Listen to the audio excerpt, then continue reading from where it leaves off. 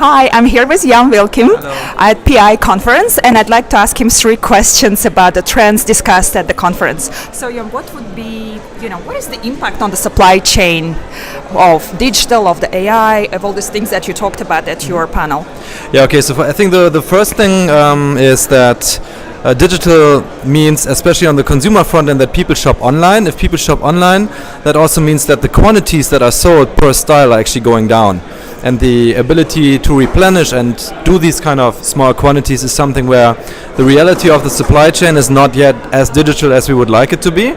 And therefore I think the one thing that we are currently working on beyond better forecasting, more data-driven forecasting, is to create supply chain setups that are able to cater to very low minimum order quantities and a very fast speed of reacting to consumer trends. Right. Would that be the main trends that's been discussed here at the first day of PI? I think that's one of them. I think the other, because it goes ultimately into small batch production, which is the medium between large-scale manufacturing and customization and individualization. So I think we are really looking more into this kind of small batch production. The second question I think that is trying to be answered here is about digital creation.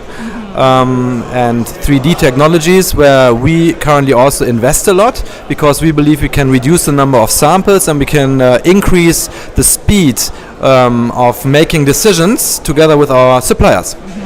Wonderful. And is that something that all the manufacturers have to catch up on to, to survive in the digital disruption? So I think that's a very, very good question.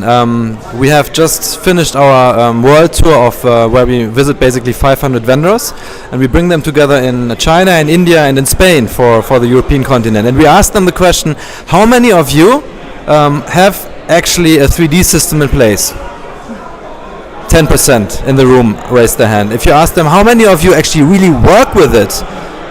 Maybe 2 hands. So we are talking about 2 to 3% of the vendor base that is really using 3D. At the same time, here you see every brand wants to work with this. So I believe if you are out there, if you don't have 3D, and if you really want to make an edge and get some market share as a supplier, invest in 3D and be ready to use it, because then many brands will come to you. Wonderful. Thank you so much for your time. Thank you so much.